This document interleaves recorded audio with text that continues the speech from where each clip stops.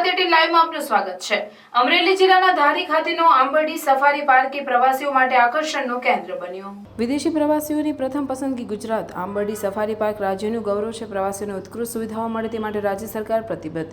પ્રવાસન અને વન પર્યાવરણ મંત્રી મુળુભાઈ બેરાએ કહ્યું।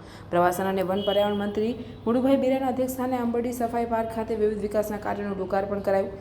21.63 કરોડના ખર્ચે 2 ફેઝમાં reception desk, interpretation centre, souvenir shop, waiting area, food court, વિશાળ પાર્કિંગ, વોટર અને સેનિટેશનની વ્યવસ્થા સહિતની ઉત્કૃષ્ટ સુવિધાઓનો ઉમેરો। ધારી ખાતે આંબરડી સફારી પાર્ક ખાતે વિવિધ વિકાસના કાર્યોના લોકાર્પણ પ્રસંગે સાંસદ નારાયણભાઈ કાછડિયા, નાયબ મુખ્ય દંડક વેકરિયા, ધારી બગસરાના ધારાસભ્ય જેવી કાકડિયાની ઉપસ્થિતિ રહી। અમરેલી 23 જાન્યુઆરી। અમરેલી ગીર એ એશિયાટિક સિંહોનું નિવાસસ્થાન છે। ગીરની એક આગવી ઓળખ એટલે સિંહનો આ વિસ્તારમાં વસવાટ। દર વર્ષે જિલ્લાના ધારી તાલુકાના આંબરડી સફારી પાર્ક ખાતે પ્રવાસીઓ દ્વારા મુલાકાત લેવામાં આવે છે। આ સફારી પાર્કમાં વિવિધ પ્રકારના આકર્ષણો વિકસિત કરવામાં આવ્યા છે, જે પ્રવાસીઓ માટે આકર્ષણનું કેન્દ્ર બન્યા છે। ગીરનું કુદરતી સૌંદર્ય અને ગીરના ડાલા મથા સિંહ પ્રવાસીઓને આકર્ષે છે। વેકેશન દરમિયાન વિવિધ રાજ્યો અને વિવિધ દેશના પ્રવાસીઓ ગાંડી ગીરમાં મહેમાન બનીને ગીરના અદ્ભુત સૌંદર્યને માણે છે।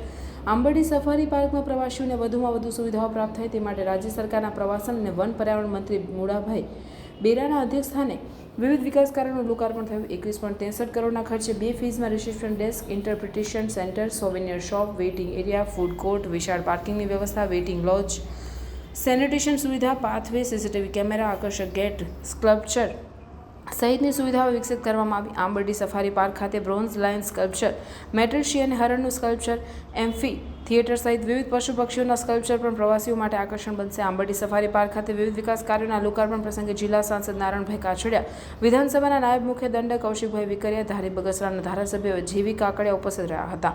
આંબરડી સફારી પાર્ક ખાતે વિવિધ વિકાસ કાર્યોના લોકાર્પણ કાર્યક્રમ પ્રસંગે પ્રવાસન અને વન પર્યાવરણ મંત્રી મુળુભાઈ બેરાએ જણાવ્યું કે ગુજરાત રાજ્ય સરકાર વિવિધ પ્રવાસન સ્થળોના વિકાસ કાર્યો માટે કાર્યરત છે। ગુજરાત વિદેશી પ્રવાસીઓની પ્રથમ પસંદગી બન્યું છે। આંબરડી સફારી પાર્ક રાજ્યનું ગૌરવ છે। પ્રવાસીઓને ઉત્કૃષ્ટ સુવિધાઓ મળી રહે તે માટે રાજ્ય સરકાર પ્રતિબદ્ધ છે।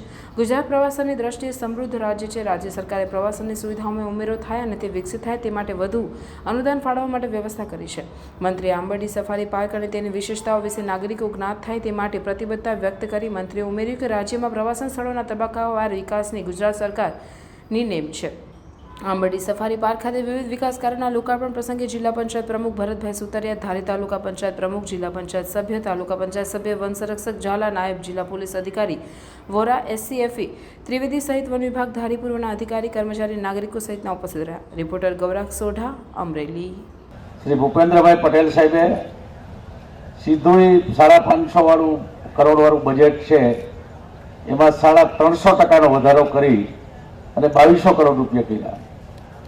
આ આંકડા હું તમને એટલા માટે આપું છું કે એના ઉપરથી આપણે જોઈ શકીએ કે આપણી રાજ્ય સરકાર, આપણા મુખ્યમંત્રી પ્રવાસનને વેગ આપવા માટે આપણા ગુજરાત માટે કેટલા સંવેદનશીલ છે।